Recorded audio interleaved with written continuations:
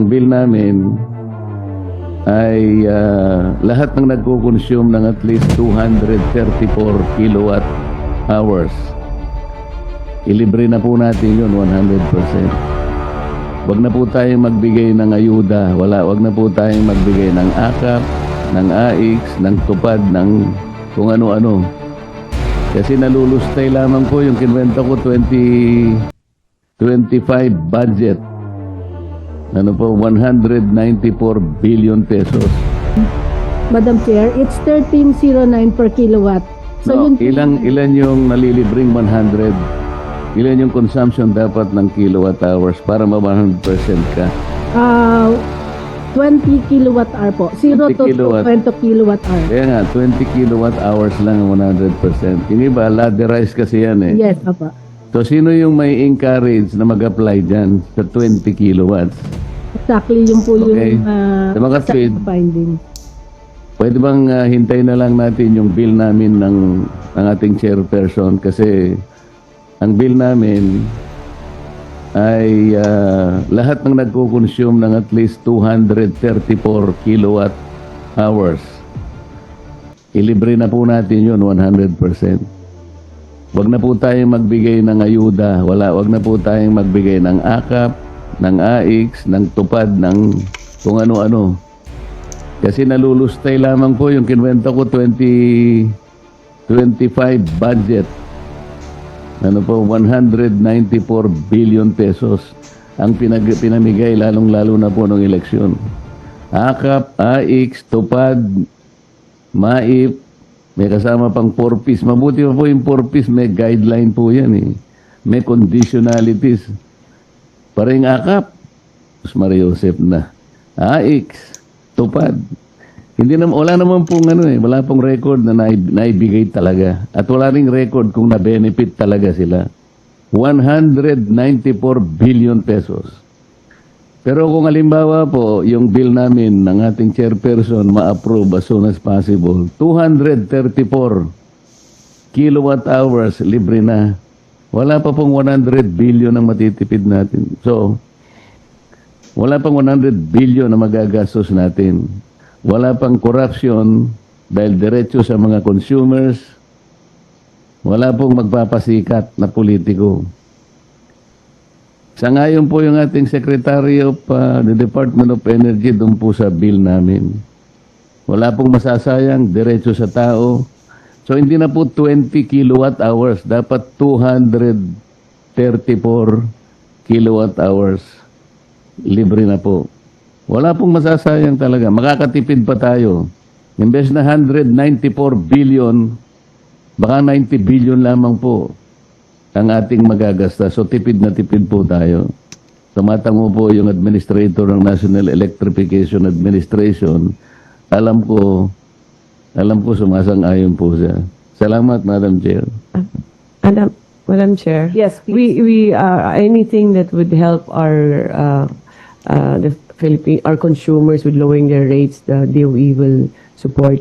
When we were studying this lifeline rates, we targeted only 4Ps, for example. We'll work with the office of the good Senator Marcoleta. Ang problem ng 4Ps, especially I think here in Metro Manila, nag-uupa lang sila or they live with somebody else lang, and they're not the ones in the records of Meralco.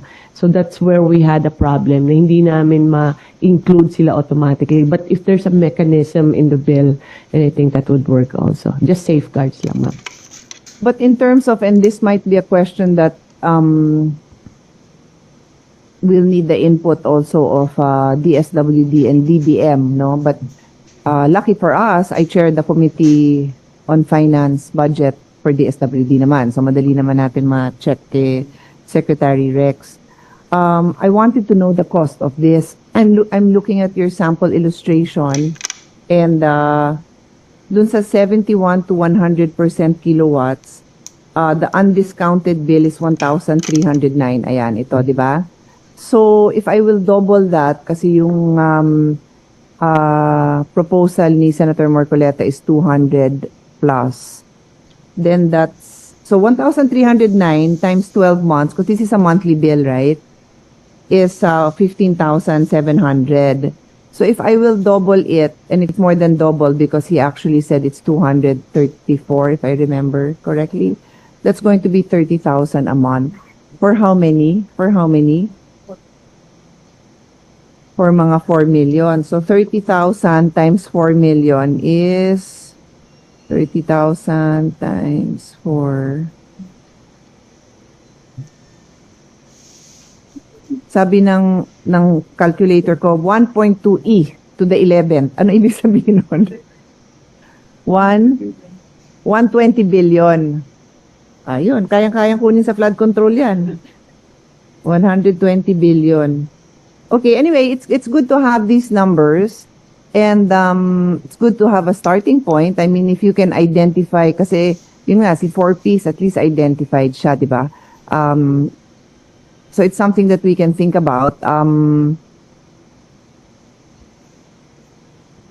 don't think there's anything that prevents us, pero in terms of sustainability, mahirap to do something even within the budget. Kaya yan eh, we can do something. The problem is you'll have to keep doing that every budget. So it's really good that there's a law. It's going to be more sustainable.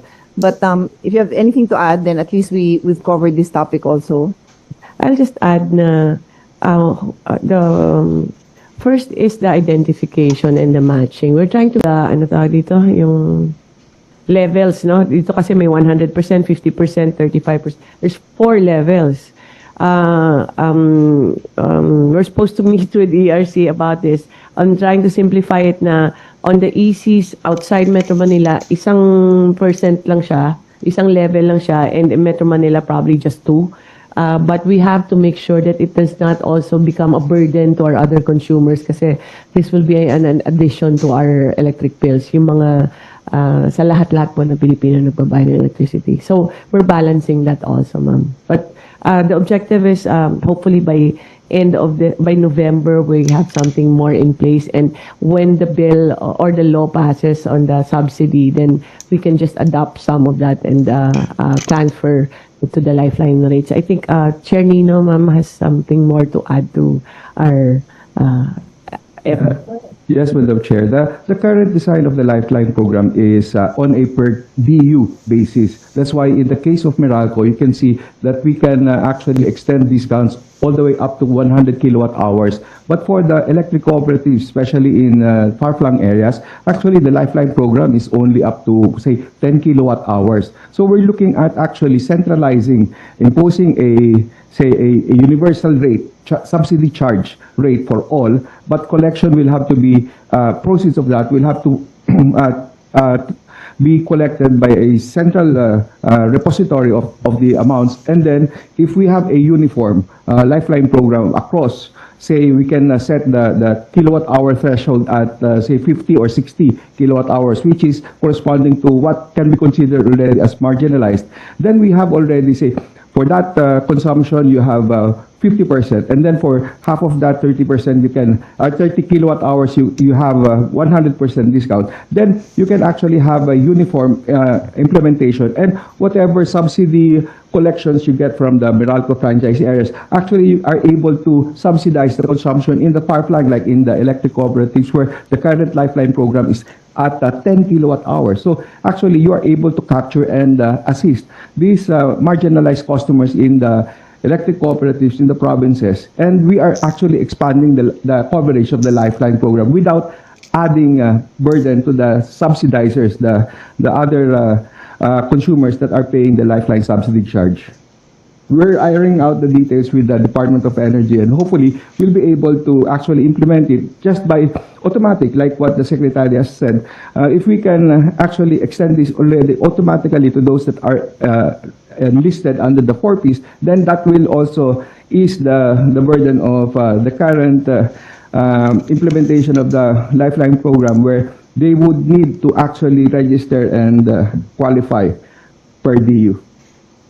Madam Chair, just for ano lang, our target actually is to finish this 2 Lifeline and net metering. We can report to you by November, tapusin namin na yun yung ano, instructions that we'll finish this I was gonna by November, I was ma'am. going to That's the ask you, target. what is your internal timeline? Because all the data we need would basically come from you, no? So end of November. Sige, so while mid-November. So while we're doing the budget, maybe we can just catch up, and then if there's need for legislation, we can support. If it's just a budgetary concern, that we can also support during the budget process, no? In addition to that, we are closely working with Meralco because it's our biggest Yeah. BU. So by mid-November, we are actually scheduling, if the committee would like to attend, a launching of the whole new process for Lifeline and net metering. Okay. Okay, thank you. All right, sige, let's proceed to the next item. Thank you, Madam. Thank you very much. May I request to proceed with the table on the committed capacity during the 2025 SONA. So part of that, next slide please. Sige pa po. It's a table. Yeah, thank you.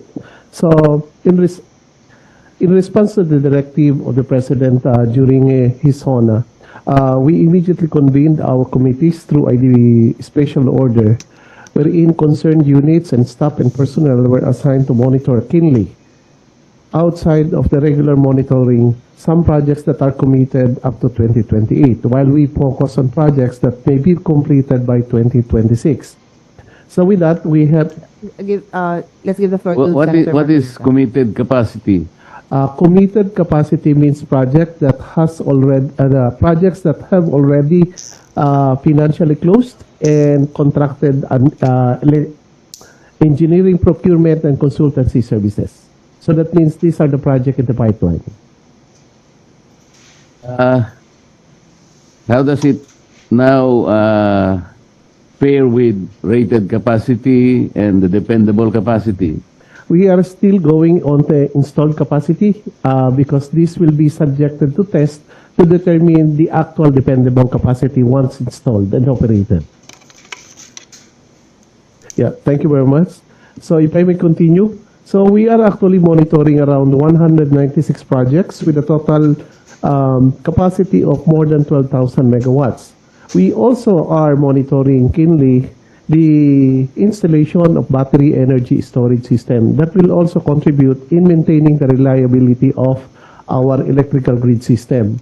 And we have already some projects, next slide please, that have been completed as of October 2025, wherein we have monitored 900 megawatt capacity already in place and operational. Medyo mali lang po yung number, it should be 11 projects and not 10.